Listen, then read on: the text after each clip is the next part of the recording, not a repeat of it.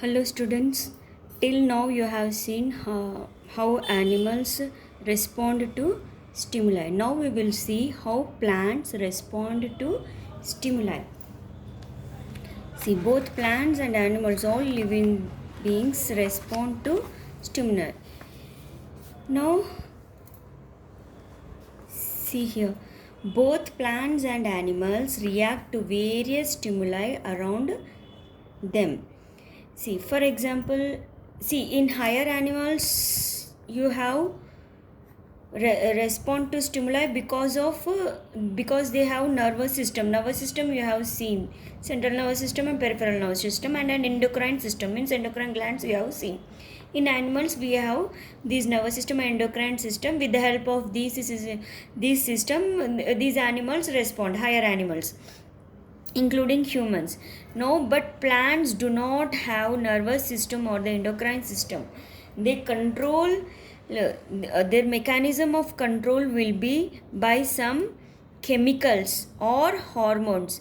See, the endocrine glands secretes hormones. No, in plants the endocrine glands will not be present, but they have some chemicals, or you can call them as hormones. So, the hormones which are present in plants are called as phytohormones. See here. What do you mean by this word phytohormone? Phytohormone means nothing but hormones present in the plants. Now they control the responses towards the stimuli. You know the meaning of the response and the stimuli. Now we'll see some of them. See here. See, most of the plant hormones means phytohormones, are called as growth hormones because plants usually control one or the other aspects of growth of the plant. Because it deals with these hormones, they will control the growth of the plant. That's why the phytohormones or plant hormones are called as growth substances. Now in this table is very very important. Now in this table you have major plant hormones. Plant hormones means phytohormones and their action. Now first one is this axon. See, axon was the first plant hormone discovered by the scientist Went. Here see, this scientist Went discovered the first plant hormone, auxin. Now second one cytokinins, third one gibberellins. Important, these are all. Abscisic acid. Fifth one is ethylene. See, these are all hormones present in the plants that we call it as phytohormones, and they deal with the growth of the plant. That's why they are called as growth substances. Now what this auxin will do, it elongate the cell elongation means it increases the length of the height of the plant, and differentiation of shoots and roots, and means it differentiates shoots and roots. See, baby plant seed germinates and develops baby plant. No, because of the presence of these auxins, it differentiates this as root, it grows under the ground, and this as shoot, it grows above the ground. Now cytokinins, what it will do, it promote the cell division. You remember this one, whatever I underlined now, that uses you remember. Cytokinin is a hormone present in the plant, is a plant hormone. Remember, auxin, cytokinins, gibberellins, abscisic acid, ethylene are the plant hormones. And here we have seen, here these are the alkaloids, tannins, resins, gums are the byproducts of nitrogenous byproducts of the plants. Means they secrete, plants secretes these alkaloids, these tannins, gums, resins. These are not hormones, these are plant hormones. Remember this one, these are plant hormones. Auxin, cytokinins, gibberellins, abscisic acid, ethylene. Auxin, cell elongation, cytokinin, cell division and opening of stomata, you remember this one. And gibberellins, germination of seeds and sprouting of buds, you know. Now breaking the dormancy in seeds and buds. See, Dormancy means what? Dormancy in seeds means what? See, if you soak the seed to germinate seeds, you will soak the seeds. Then you keep that for 1 to 3 days. That seeds will germinate. You will observe that all seeds will not germinate, but few seeds will remain like that only. That we call it as dormancy. Dormancy means that seed will not germinate and it will not develop to a baby plant. So the seed which do not germinate that means dormancy. Now, what is the use of abscisic acid? Closing of stomata, seed dormancy. Here gibberellins opposite, breaking the seed dormancy. Here its action is to the seed dormancy, means it makes the seed dormant means it will does not help in germination of the seed. But this one, it will break the dormancy of seed. So it will break, and so because of the gibberellins, the seed will germinate because it break the dormancy. But in abscisic acid, the action will be seed dormancy, means quite opposite, gibberellins and abscisic acid. Now ethylene is, last year they have asked, ethylene is a phytohormone which helps in the ripening of fruit. Important. See, if you keep raw mangoes in a cartoon and keep this ethylene packet, you will these mangoes will ripe. See, ethylene is this hormone is useful in ripening. Fruits will ripening of fruits, important. Now we'll do a activity. Now here, see, you take a glass jar and fill, see, you take a glass jar and fill this with soil. You take a bean seed. Suppose this is a bean seed, soya bean or any bean you take, and you keep near the wall of the jar so that you can observe how roots and these shoots will grow. You keep that near the jar. Now after 4 to 5 days, you will notice that seed germinate, and keep the jar under the sun. You keep the jar under the sun and observe how roots and shoots will grow. See, now see here, see, when you put a plant, see when you take a potted plant and keep towards the light, you keep towards the light. Now see here, this part is towards the light and this is towards the shade. Now this auxin helps in the cell elongation, I told, no? So this auxin is not favorable to this sun, means it does not like this sun, means it is not favorable to sun. So what happens? Whatever the auxins present in the plant towards the light, no, that part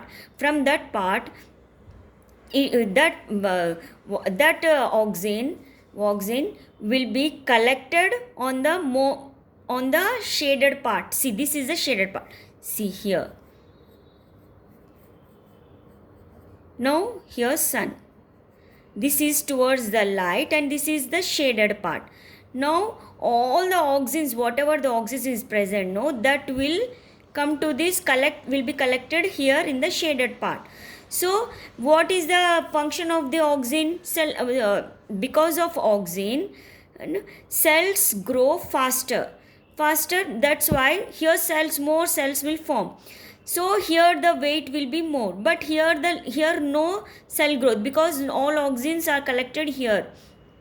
They are transported to this shaded part. So what happens? Here no growth, but here more growth, cells grow. So what happens? This automatically bends, because here no growth, so here so much weight, so it bends. So in this way, see here, more auxins collects on the shaded side of the stem, because these auxins are not present towards the side towards the light, because it is not this auxin is not favorable to the sun. So the cells on that side grow faster. On the opposite side, cells grow slow, make the stem bend. So by this way, we can say that Auxins is a hormone. Hormone means chemical. Chemicals are responsible for the movement of the plant. Now see, now here two scientists, Charles Darwin and his son Francis Darwin. See, he is the father and son. Charles Darwin and his son Francis Darwin, they performed an experiment on phototrophism. See, this plant is moving towards the sun, that we call it as photo. See, tropism means movement of the plant, we call that as tropism. So how the movement is towards the light, so that we call it as phototrophism. Now what they did, see, first they thought that this, see if seed germinates, this part, shoot part, we call that as cleoptile, stem part. What they did, they cut the tip of the stem with a cylinder, covered the tip of the stem. They covered the tip of the stem with a metal foil, and they kept that plant on in the light. Then they observed that then this bend towards the light. See, suppose this is the light, they bend towards the light. Then they thought that this light influence is transmitted from upper to the lower part, causing the material to. Earlier they thought that this bend is because of movement, in transmission of from upper part to lower part, they thought, but it is wrong. Then in 1926 this went, see, scientist went, I told you, this scientist discovered the first plant hormone. Now what he did, this is went experiment.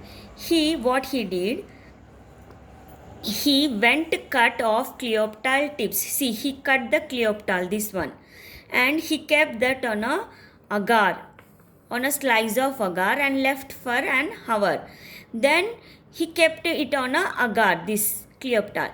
Then he cut this agar into small blocks. He cut this agar into small blocks and kept one of the block on one side of the this decapitated means we have cut the cleoptile, no? So if we cut this tip of the cleoptile, then it becomes a decapitated. See, he kept one of the block on one of the sides. See, he is not keeping in the center, he kept one on one of the side of the decapitated plant. Then in 1 hour he observed that bending away, this cleoptile was bending away from this agar block, no, away from this agar block. Now there was no bending. See, this side is agar block is not cleft, but there is no bending, bending towards the side of the block. This one, it is not bending here, but this side, this one is blending away from the agar block. So by this Wendt intercepted that, means he concluded that, see, the bending is not because of physical stimulus but because of chemical stimulus. See, this chemical stimulus is nothing but because of auxin. So in this way, first plant hormone auxin was discovered by Wendt. So by doing this experiment, this Wendt concluded that the bending is not because of, means individual part, means movement of the plant, or individual part of the plant is not because of physical, means physical stimulus means because of not this light, but because of chemical called auxin. So in this way he discovered the first plant hormone auxin. So who discovered the auxin? Wendt, by doing this experiment. Now we'll see the tropic and nastic movements. See children, tropic movements means, see here this plant is bent towards the light, it is not because of physical stimulus, it is because of auxin. Now this plant is bent towards the sun, Now here it is because of one direction. See, sun is here, this direction. So because of one direction, the movement is there. That type of movement we call it as tropic movement. See, tropic movement means it has direction. Means they subjected to external stimuli. But sometimes if we touch this touch me not plant, see here, if we see, this is a touch me not plant. The scientific name is Mimosa pudica. This touch me not plant, see here, this is a touch me not plant. Touch me not plant. Now if we touch this, here no direction is there. If we just touch this, what happens? The leaves get folded. See here no direction. Such type of movement we call it as nastic movement. See here, touch me not plant shows nastic movement. So tropic movement and nastic movement difference you now is that tropic movement means it's the stimulation is because of the direction, but this nastic movement you have by external stimuli, it the individual parts will move in tropic movement. But in touch me plant, here no direction. If we touch these leaves will fall. Here no direction. So that type of movement we call it as nastic movement, means by touch only. This we call it as nasty. Now how this is, I will tell you afterwards. Now here, see, I will tell now itself. See, this Mimosa pudica is a touch me not plant. See, it has leaves have this mimosa this touch me not plant leaves have swellings at the base. See, at the base they have swellings. That we call it as pulvini. It contains lot of water. Due to water pressure, this pulvini holds the leaf erect. But if you touch that, this water will, if you touch the leaves, the electric impulse is generated. So this impulse acts on plant hormone. Plants contains hormone, you know. So because of this hormone, water in the pulvini cells will migrate to other side of the cells. That's why these will fold.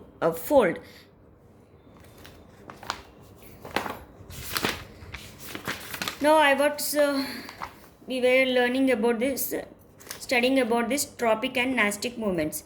Now for example, we'll see if you observe this type of response, we call that as nastic movement.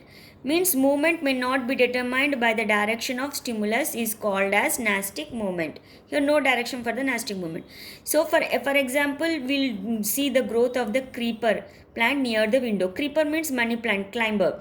See, creepers, if you keep the money plant near the window, the stem of this creeper will bend towards the sunlight.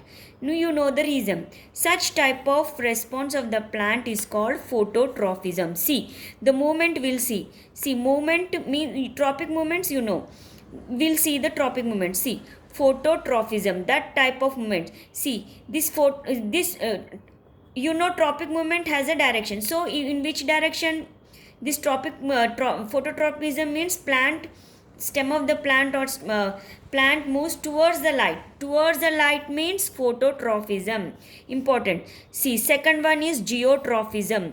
See, geotrophism means roots grow under the soil. No, so downwards, roots grow downwards. It is because of the gravitational, they respond positively from gravitational force. That we call it as geotrophism. See, phototrophism means plant bend towards the sunlight. Geotrophism means roots grow under the downwards. Now here one hydrotrophism is there. Hydrotrophism means third one. See here, phototrophism, geotrophism, hydrotrophism. See, this hydrotrophism means roots grow or plant grow wherever the water is available in the soil. See, water will be present in the soil. So wherever the water is present, it grow towards that. That we call it as hydrotrophism. For example, if you See, if you observe plant which grow near the rock or wall side, you all roots will grow in one direction, means they will grow away from the rock or wall where water is available in the soil. That's why this is called hydrotrophism. Phototropism means towards the light. Geotrophism means grows downwards. Hydrotrophism means towards the, it grows wherever the water is available. Now we'll see this thigmotrophism. Thigmotrophism is the example of this touch me not plant. See, when they grow towards the support and wind around them, this type of response to make contact or touch is called thigmotrophism. The creepers or climbers. Money plant grows towards the support, means if we keep a stick or it climbs, if we keep near the window, it takes the support of the window and it grows. So by touch, it is responding to by contact and touch, that we call it as thigmotropism. Now see here, chemotrophism we see, it is because of chemicals. See, it is because of a chemical this response, it will respond, this type of response to chemicals is called chemotrophism. For example, I'll show you. See, plants have male organs and female organs. These are the male organs, anthers, and this is the female reproductive organ. Bisexual plants have. Now this male reproductive organ has male gamete, pollen grains. Pollen grains we call them as male gamete. You have studied this in 8th class. Now this pollen grain, when this female gamete, this is a female reproductive organ. This female reproductive organ part, this part we call it as stigma. When this female reproductive, this organ matures, when it matures, it secretes a sugary substance. That is nothing but a chemical. It secretes as chemical. When this pollen grain comes and fall on this stigma, because of that chemical, I told you that the stigma matures, and when it matures, it secretes a sugary substance, that is nothing but chemical. Because of that chemical, when this pollen grain comes on, this is the female reproductive organ, this is the stigma, these are the pollen grains. When this female reproductive organ matures, it secretes a chemical. Here all chemical. When this pollen grain fall on this is a male gamete. Then what? Because of that chemical, this pollen grain will be like this. When it falls on this, because of that chemical, it develops a pollen tube. This is a pollen tube because of the chemical, because this secretes chemical, no sugary substance. You're developing another pollen grain now develops a pollen tube. Because of this pollen tube, ovulation takes place, fertilization takes place. So here the movement is because of chemical. That's why we call that as chemotrophism. Carpel means female reproductive organ. Carpel of a flower, it is weak. When it is mature, it secretes a sugary substance, See here. Stigma secretes sugary substance. Sugary substance is nothing but a chemical. This chemical substance, what it does, it stimulates the pollen grain. If pollen grain falls on the stigma, this chemical stimulates pollen grain which falls on the stigma. This pollen grain, what it will do, it responds to this stimulus, and pollen tube grows to reach the ovule for fertilization. Such type of response to chemicals is called chemotrophism. Children, the climbers. Climbers. This cucumber and this bitter gourd are the climbers. So usually climbers have weak stem. They are thin and their stem are weak and thin. They won't stand. The plant won't be erect. So sometimes this cucumber and bitter gourd has, their stem are very weak, but they have, some plants have tendrils, like this tendrils on the leaves or stems of the climbers. So these tendrils, these are thin thread-like growth present on the leaves here. These tendrils, they see what they will do. They help the plant to make the plant erect. How?